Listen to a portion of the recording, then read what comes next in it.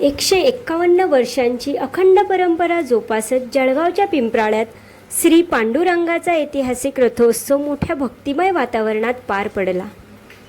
फुलांनी सजवलेल्या भव्य रथात विराजमान पांडुरंगाचे दर्शन घेण्यासाठी हजारो भाविकांनी गर्दी केली होती। ठिकठिकाणी रथ ओढणाऱ्या भाविकांवर पाण्याचा वर्षाव करण्यात आला, तर लेझिम पथके, महिलांच्या फुगड्या आणि सोंगांनी रथोत्सवात एक वेगळाच रंग भरला।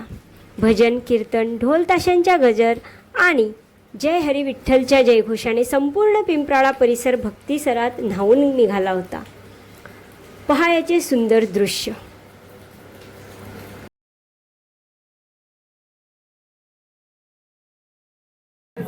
आज जळगाव पिंपराळा इथे रथ उत्सव आहे। 151 वर्षाचा रथ उत्सव होतोय आणि खरं हे गावाचे, पिंपरा गावाचे खूप एकजूट असते। याच्यासाठी सर्व सेवेकरी भक्तगण इथे येतात। माता, बंधू भगिनी, सर्व एक बालगोपाल सुद्धा याच्यात सहभागी होता आणि जळगावचा खूप मोठा उत्सव हा होतोय। मी सर्व भक्तगणांना खूप खूप शुभेच्छा देतो आणि या निमित्ताने जो क वर्गधारचे त्यांनी मागणी केलेली आहे तीर्थक्षेत्रामध्ये घ्यावं, याच्यासाठी आम्ही सर्व महापौर असतील, सर्व नगरसेवक असतील, आम्ही आदरणीय पालकमंत्री गुलाबराव पाटील असतील, आमदार गिरीशभाऊ महाजन असतील, त्यांच्या माध्यमातून मला वाटतं नक्कीच आमच्या लाडके मुख्यमंत्र्यांकडून खरं त्यांचं आमच्या महायुती सरकारचं धोरण आहे की जिथे ते जुने तीर्थक्षेत्र आहे, मंदिर आहे, त्यांना तीर्थक्षेत्र घेऊन त्यांना दर्जा देऊन मग तो विकास व्हावा, हा आमचा प्रयत्न आहे। मागच्या वेळेलाही पाहिला असेल की सुभाष चौकात भवानी मंदिराला 50 लाख रुपयाचा निधी मिळाला आणि अशाच पद्धतीने मंदिर सुद्धा चांगल्या पद्धतीने विकसित होईल, याच्यासाठी आम्ही प्रयत्न करू। आज पुन्हा या निमित्ताने सर्व भक्तांना खूप खूप शुभेच्छा देतो। पांडुरंगाला प्रार्थना करूया की आमचं सर्वांचं आरोग्य, आयुष्य चांगलं मिळू दे, असं पांडुरंगाला प्रार्थना करूया। पिंपराळा नगरीतील जानकाबाई की जय या जय घोषाने निघणारा हा विठ्ठल मंदिर संस्थान आयोजित ग्रामस्थ मंडळी यांच्या सहकार्याने दरवर्षी आषाढी एकादशीला हा रथोत्सव साजरा करण्यात येत असतो।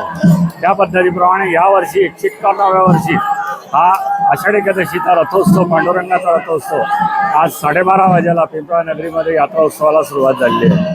या रथोत्सवाचं वैशिष्ट्य म्हणजे हा रथोत्सव भाविकांची मनोकामना पूर्ण करणारा आणि आपल्या अडचणीवर मार्ग काढणारा आणि आपल्या मनोकामनेला पूर्णत्वास नेण्याला हा रथोत्सव कारणीभूत ठरत असतो।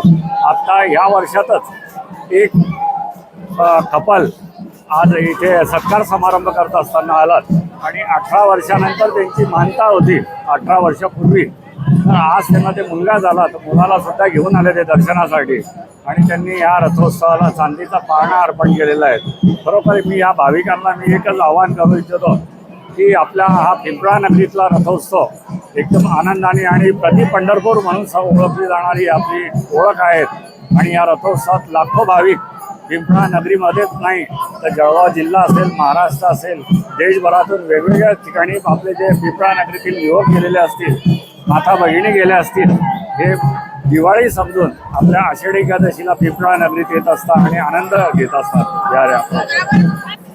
आषाढी एकादशीच्या निमित्त पिंपराळामध्ये जवळपास 150 वर्षाची परंपरा असलेला हा रथोत्सव या ठिकाणी खूप मोठ्या उत्साहामध्ये मार्गक्रमण करत आहे।